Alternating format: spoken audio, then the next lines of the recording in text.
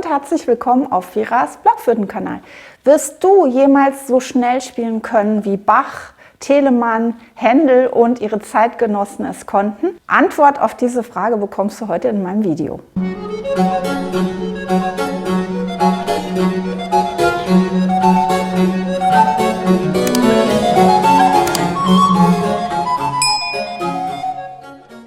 Solltest du ein Allegro so spielen? Oder vielleicht so?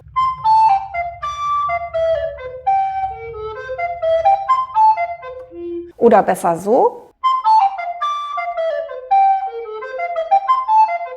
Brigitte hatte mich gefragt, wie schnell haben die Barockmusiker früher wirklich gespielt und woher wissen wir das? Natürlich gibt es keine CD-Aufnahmen und kein YouTube aus dem 18. Jahrhundert und wir können natürlich vieles nur erahnen. Trotzdem wissen wir einiges und dazu möchte ich euch heute mal einiges erzählen. Damit auch ihr wisst, wie schnell ihr eure Stücke spielen könnt, wenn ihr eine Sonate von Telemann spielt oder von Corelli oder eine von Loeillet und so weiter. Die Musiker von damals haben nicht in Metronomzahlen gedacht. Ein Metronom, das kennt ihr ja, dieses Gerät, das den Takt immer schön gleichmäßig klopft und das uns dazu zwingen möchte, ein Allegro im selben kontinuierlichen Tempo durchzuhalten. Das Metronom ist aber eine Erfindung aus dem 19. Jahrhundert und das gab es zu Zeiten von Telemann noch nicht. Und das ist auch gar nicht schlimm, denn in der Barockzeit waren Bezeichnungen wie Allegro, Adagio, Vivace, Largo und so weiter gar keine direkten Tempobezeichnungen, sondern Affektbezeichnungen. Sie kennzeichneten vielmehr den Charakter eines Stückes oder die Gemütsbewegung, wie das auch genannt wurde, als das eigentliche absolute Tempo. Obwohl es kein Metronom gab, haben manche Theoretiker und Musiker auch den Herzschlag als Orientierung herangezogen. Dazu erzähle ich euch gleich noch mehr. Aber klar im Vordergrund stand immer, dass die Musik natürlich, organisch und menschlich klingen soll und entsprechend den Gemütsbewegungen, die verlangt wurden, auch vom Musiker so ausgeführt wurden, dass es in seinem Spiel natürlich klang. Woher wissen wir überhaupt etwas über die Aufführungspraxis der damaligen Zeit, wenn wir keine Aufnahmen haben von damals? Es gibt wichtige Lehrwerke aus dem 18. Jahrhundert, die uns erhalten geblieben sind, zum Beispiel von Johann Joachim Quanz, dem Flötenlehrer von Friedrich dem Großen, von Johann Mattheson, von Carl Philipp Emanuel Bach, einem der Söhne von Johann Sebastian Bach, und zum Beispiel von Johann Adolf Scheibe. In der Barockmusik ging es nicht einfach nur um schön klingen, sondern es ging darum, wie gesagt, eine Gemütsbewegung auszudrücken. Und die Musik war sehr an der Sprache orientiert. Man wollte nicht einen großen Klangteppich produzieren, sondern die einzelnen Noten und die einzelnen Phrasen sollten wirklich etwas sagen, sozusagen. Und das habt ihr schon oft hier von mir gehört auf Veras Blockflötenkanal, dass ihr euch zu jeder Passage in einem barocken Stück auch einen kleinen Text ausdenken könnt. Dann haben wir viel Informationen aus Vorworten zu Notenausgaben, aus Briefen, die zwischen Komponisten gewechselt wurden, und aus Reiseberichten auch aus der damaligen Zeit von Menschen, die sich Konzerte angehört haben. Das Tempo eines Stückes war sozusagen eine Charakterfrage und nicht an eine bestimmte Zahl gebunden. Es ging also um Gemütsbewegungen, um sogenannte Affekte und das kann zum Beispiel Traurigkeit sein, Fröhlichkeit, Zärtlichkeit, aber auch Erhabenheit, Zorn und so weiter. Und innerhalb eines Stückes wurde dann nicht von sehr fröhlich zu sehr dramatisch und sehr düster gewechselt, wie das in der Romantik später der Fall war, sondern es gab mal so in einem Stück, das in Dur steht und das ein Allegro ist, gab es mal so eine kleine Eintrübung vielleicht nach Moll, aber das wird dann immer gleich wieder zurückgeführt zu Dur, sodass der Grundcharakter so eines Satzes aus einer Barocksonate immer gleich bleibt. Deshalb war die wichtigste Frage für die Barockmusiker nicht, wie schnell spiele ich das Stück, sondern welche Gemütsbewegung möchte ich ausdrücken. Und jetzt möchte ich euch mal vortragen, was die Quellen von damals wirklich besagen. Und da habe ich ja eben schon erwähnt, Johann Joachim Quanz, den Flötenlehrer von Friedrich dem Großen. Der hat in seinem sehr bekannten Lehrwerk Versuch einer Anweisung, die Flöte traversière zu spielen, also die Traversflöte. Das Zeitmaß muss aus dem Charakter eines Stückes und den darin vorkommenden Noten erkannt werden. Oder ein lustiges Stück erfordert eine andere Bewegung als ein ernsthaftes oder trauriges.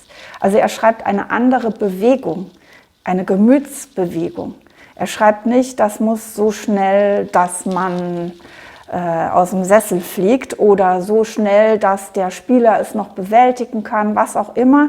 Er schreibt, es hat einfach eine andere Bewegung. Und er schreibt auch, in allen Stücken ist eine gewisse mittlere Bewegung zu beobachten, von welcher man weder allzu sehr abweichen noch sie übertreiben darf.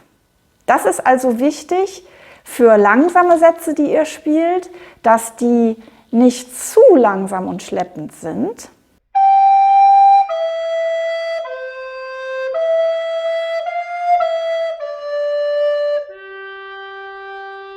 sondern dass sie noch in Bewegung bleiben, aber trotzdem dieses zum Beispiel Adagio oder Largo ausdrücken.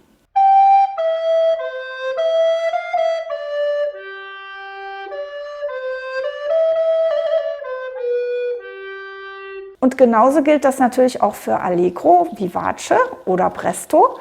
Das darf nicht übertrieben klingen. Und ich komme gleich noch dazu, wie ihr denn die Stücke spielen könnt, wie schnell ihr sie spielen sollt, so dass es nicht übertrieben klingt, aber dass es trotzdem dem Charakter entspricht. Quanz ist auch derjenige, der den Herzschlag erwähnt.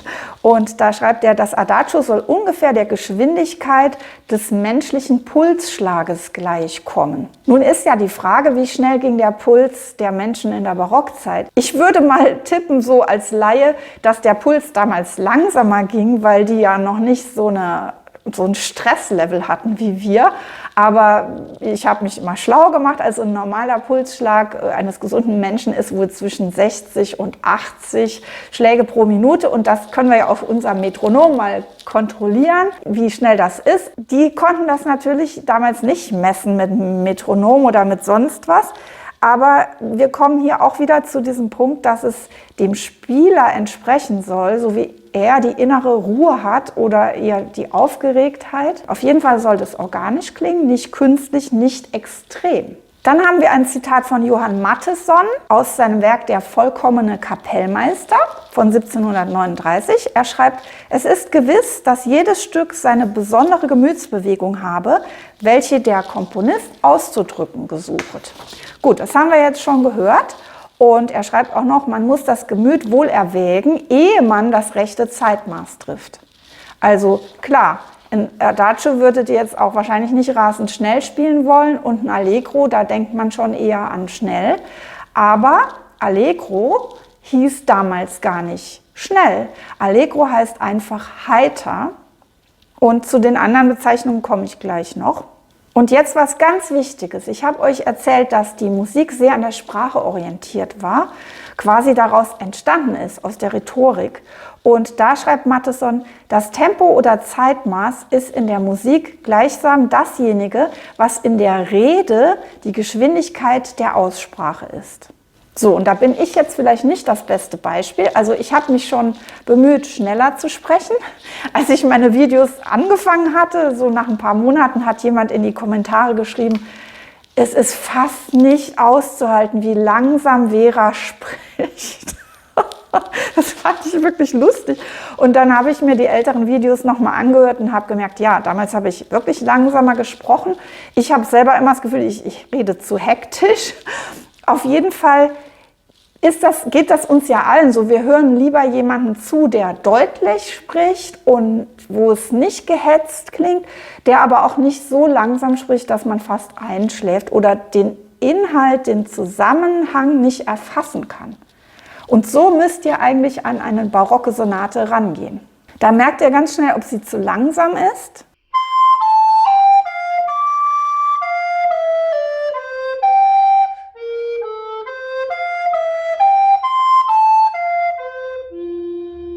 Zu überhastet oder zu schnell?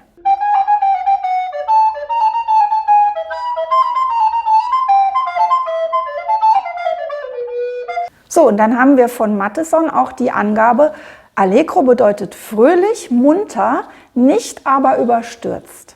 Und das gibt uns natürlich zu denken, also wie heutzutage teilweise ein Allegro gespielt wird.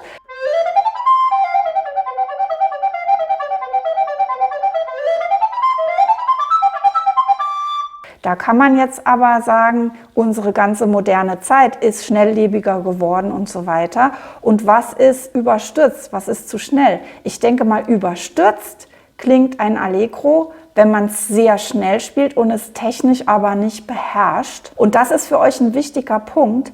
Man kann die tollsten virtuosen Aufnahmen hören von Leuten, die das beherrschen in einem extrem schnellen Tempo heutzutage.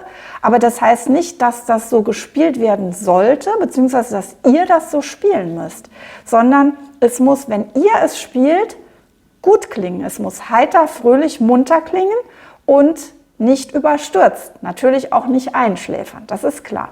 Aber da könnt ihr versuchen, so ein mittleres Tempo zu finden, das diesen Kriterien entspricht.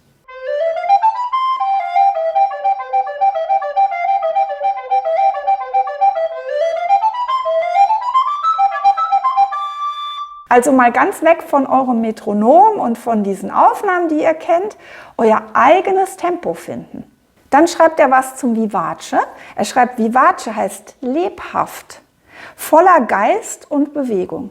Vivace heißt wirklich wörtlich lebhaft und das heißt nicht schnell oder sowas. Und dann haben wir Carl Philipp Emanuel Bach, einen der bekanntesten Söhne von Bach wahrscheinlich. Der schreibt in seinem Buch Versuch über die wahre Art, das Klavier zu spielen, wobei Klavier mit C geschrieben ist. Also er meint dann allgemein Tasteninstrumente, also auch Cembalo. Der Vortrag muss der Empfindung gemäß sein. Und zwar meint er hier wohl nicht eure Empfindung, wenn ihr vorspielen müsst, ihr seid todnervös oder so, oder ihr denkt, oh, hoffentlich kann ich alles, ja, sondern der Empfindung, die der Komponist sich dabei gedacht hat. Ja, und dann schreibt er noch ganz krass, ohne Empfindung ist ein Musikus kein Musikus, aber ich glaube, da sind wir uns alle einig. Und dann haben wir noch diesen Johann Adolf Scheibe, der in seinem Werk Der kritische Musikus im 18. Jahrhundert geschrieben hat, die Musik soll die Leidenschaften rege machen. Und das ist jetzt eine ganz wichtige Sache. Die Affekte, also diese Gemütsregungen, sollen nicht nur ausgedrückt werden durch den Spieler, die sollen auch beim Zuhörer etwas bewegen. Gemütsbewegung und etwas bewirken. Also muss auch euer Tempo dies unterstützen. Da könnt ihr noch so virtuos ein Allegro spielen, so schnell wie ihr es schafft, wenn das nicht trotzdem noch heiter klingt und munter und als ob es leicht geht, dann wird das nicht diesen Effekt beim Zuhörer erzeugen. Und darauf müsst ihr achten. Das ist eigentlich das Allerwichtigste. Wie klingt es wirklich und wie kann ich das Tempo wählen, ohne Metronom erstmal, sodass ich es munter, lebendig ausdrücken kann, aber keine Panik habe. Und dann könnt ihr natürlich hingehen und mal rauskriegen, okay, dieses Tempo, das ich dann gut schaffe und dass ich auch den Zuhörer angenehm rüberbringen kann, wie schnell ist das denn auf unserem modernen Metronom? Und dann könnt ihr mit Hilfe des Metronoms natürlich kontrollieren, ob ihr stabil seid in diesem Tempo, ob ihr nicht irgendwo langsamer oder schneller werdet. Dafür ist das Metronom natürlich super dann. Und jetzt schreibt Scheibe auch noch, die geschwinden Stücke müssen mit Feuer, die langsamen mit Würde und Empfindung gespielt werden. Also mit Würde und Empfindung, das heißt auch nicht super langsam, das heißt auch nicht, dass ihr wie die Wilden verzieren müsst. Denn wenn ihr das mit Würde spielen wollt, dann müssen die Verzierungen auch einfach drin sein. Dann müsst ihr die wirklich beherrschen. Es müssen eure eigenen sein, die ihr verinnerlicht habt. Sonst ist es würdevoller, dass ihr es ohne Verzierungen spielt. Aber dafür mit viel Empfindung. Also die einzelnen Töne schön klingen lassen, schön gestalten.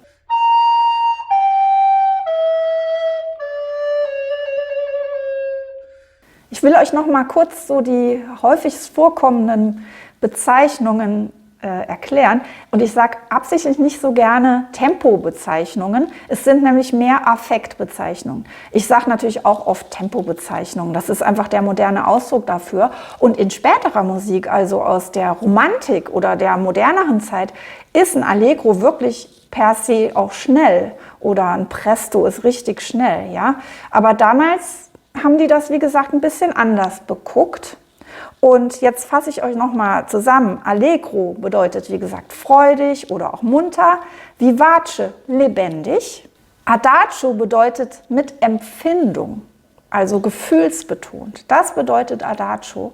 Das heißt nicht super langsam, nicht per se. Das kann mal ein super langsames Stück sein, muss aber nicht. Und da erinnere ich nochmal dran an eines der Zitate von vorher, dass die Notenwerte auch beguckt werden müssen. Also wenn ihr ein Adagio anfangt mit bestimmten Notenwerten und denkt, ja, das ist eigentlich ein schönes Tempo dafür,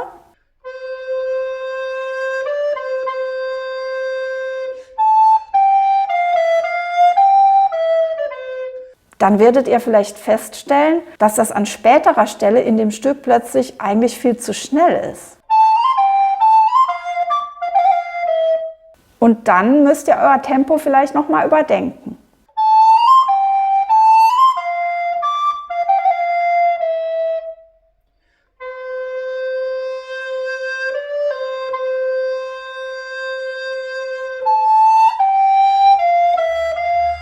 Largo bedeutet sowas wie weit oder breit, also weit. Das heißt auch nicht langsam. Largo, denken ja viele, Largo heißt langsam. Largo heißt einfach nur weit, breit und auch dieses gemessene und ja auch irgendwo würdevolle. Das sagt auch nicht ein bestimmtes Tempo aus. Zum Schluss möchte ich euch noch so einen Gedanken mitgeben, der mir sehr oft im Kopf rumgeht und wo ich mal sehr gespannt wäre, was ihr dazu sagt. Ich denke immer, wenn ich schon mal gucke, wie seit den 80er Jahren Barockmusik gespielt wurde und heutzutage, dann sieht man, dass viele Tempi viel, viel, viel schneller geworden sind.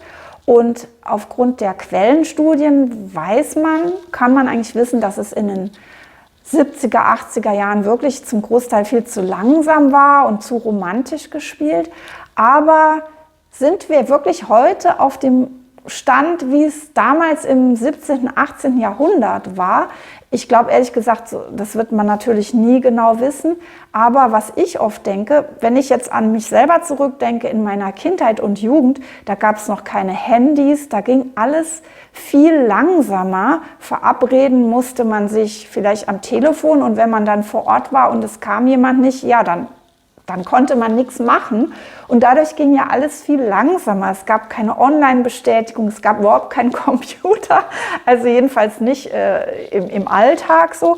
Und es gab keine E-Mail und so weiter. Und das ganze Leben war ja langsamer getaktet. Das ist ja eine bekannte Sache.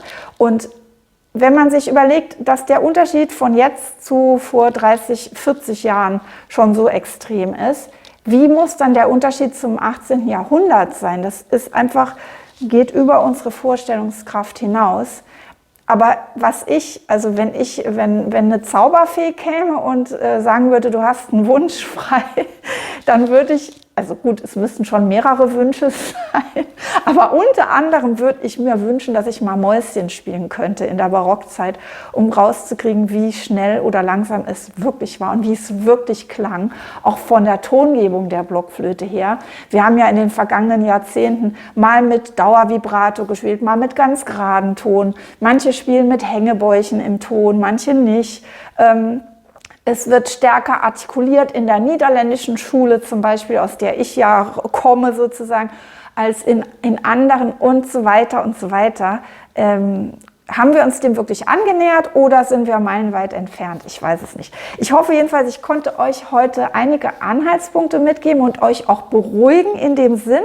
Ihr werdet nie wissen, wie schnell die damals genau gespielt haben, aber ihr könnt genau wissen, wie schnell eure individuellen Tempi sind. Aber noch viel wichtiger, ihr müsst rauskriegen, wie eure individuell rübergebrachten Affekte sind. Ja, wenn euch das Video gefällt, freue ich mich über einen Daumen hoch und hoffe, dass wir uns nächstes Mal wiedersehen, hier auf dem hoffentlich schon von euch abonnierten Veras Blockflöten-Kanal sehen. War jetzt der Satz richtig? Weiß ich nicht mehr. Okay, bis dann, bis nächstes Mal. Tschüss.